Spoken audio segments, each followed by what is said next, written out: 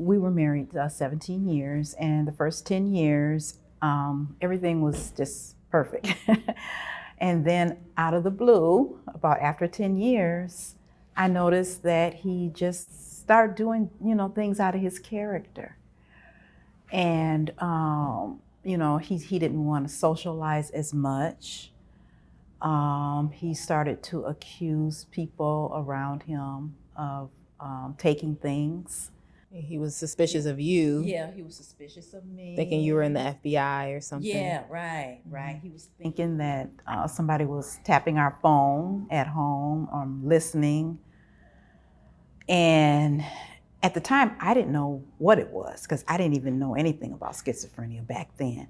I don't think he really accepted it. And that's another thing, acceptance is really hard in our community. And he never really got to the point where he could really face, what he was dealing with. And so he basically just started drinking. And that was how he dealt with his pain. And eventually, he ended up with cirrhosis of the liver. But that happens a lot to people because they can't accept it, and it is devastating news, He didn't know anything about schizophrenia. And, from his culture, especially, from the African culture, mental illness is just completely off the radar, And so that's another reason too, I think why he couldn't accept that, because they just don't talk about it. Well, my son was diagnosed with schizophrenia at 20. When he was in high school, he had a hard time concentrating. His behavior had changed. He was doing things out of his character. So he was diagnosed at 20. He struggled a lot. He was in and out of the mental health hospital. He did have therapy, he saw a therapist once a week after that. And he just, he got on medication, but he still didn't, completely get better. So it was a long journey, So we tried our best to, understand his illness the best we could. My brother's was worse. And I think the similarities is that my brother also started to drink and, smoke marijuana. And that may have been a way to cope, like you said, just sort of block out what was happening mentally. I think my brother's his signs were a little worse because he would talk. Well, they both would talk to themselves, but my brother would laugh a lot by himself. And so it was odd because he seemed, he almost seemed like he was really happy all the time. But the reality is that he was really struggling mentally. And I think at the time, I didn't know. I actually learned more about schizophrenia after he passed because I started reading more about it.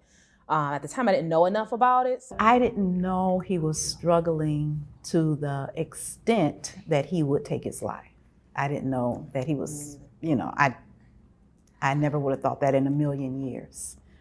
I think it was voices that told him to do that. I really do, yeah. I think so too. I mean, it was, definitely challenging growing up with a father who he had schizophrenia. I don't know if he was ever diagnosed with it, but then, with my brother actually being diagnosed at 20 years old, 20, was it? Yeah, at 20. You just find out how marginalized people are who have a mental health issue, especially people who have schizophrenia. In the African American community, there's a huge stigma about any mental health issue. A lot of times people just say, well, that person is crazy, and that's sort of the end of that. We tend to not seek as much therapy and things like that as people in other communities. So I think people of color oftentimes, depending on, where they live, what zip code and things like that, may not have the same access that other people have to certain resources. So whether that be, maybe they don't have health insurance, or maybe even if they do, they go in to see someone and it's really hard to find, a African-American, doctor. And they may not feel that connection with a doctor that they cannot identify with. And so then they may not come back to receive services or treatment.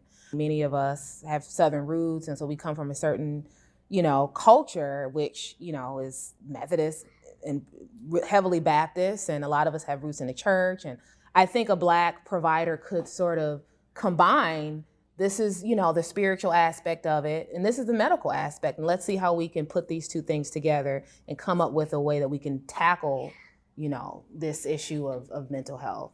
So there's a place downtown, it's called Our Space. And, I go down there, I sit in support groups with them, I play cards with them, I teach them how to use the computer. And that's what I notice about all of them there that come there, is that they have accepted where they are in life. And so, they all take medication. Some of them don't have family at all. And they come there and that's their family. And so when I go down there, I'm just amazed, because sometimes we have support groups and they ask them, well, how do you feel today? And some of them actually say, I'm happy. I feel happy. Some of them work there at Our Space, yeah. And some of them have part-time jobs, and a lot of them they're real happy with their jobs.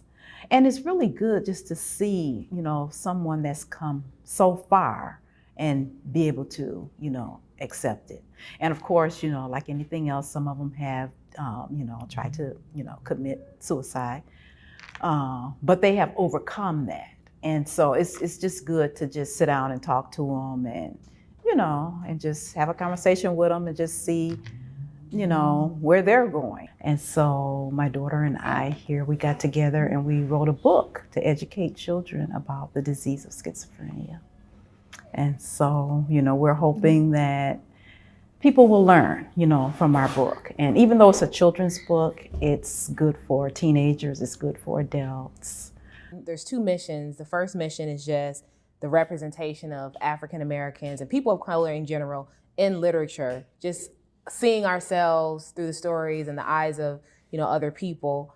We were actually very intentional about the characters being characters of color. So we purposely put, Asian person in there, Latino person, and just to show different representation, that this is something that we're all connected to in some way. And then the second thing, as far as mental illness, is just telling the story that so many families go through of struggling with a mental health issue. In this case, it's schizophrenia. In other cases, it's depression, bipolar, autism.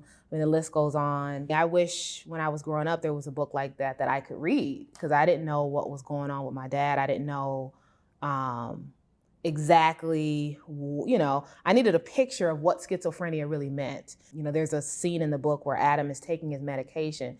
Even something that simple, to see it in a children's book, it's like, oh, it kind of normalizes a little bit. Like, okay, this is something that, people do. They take medication so they can feel better. We're just hoping that we can open up a conversation that a lot of people aren't having. So yeah, my hope is that this is a first step in the right direction.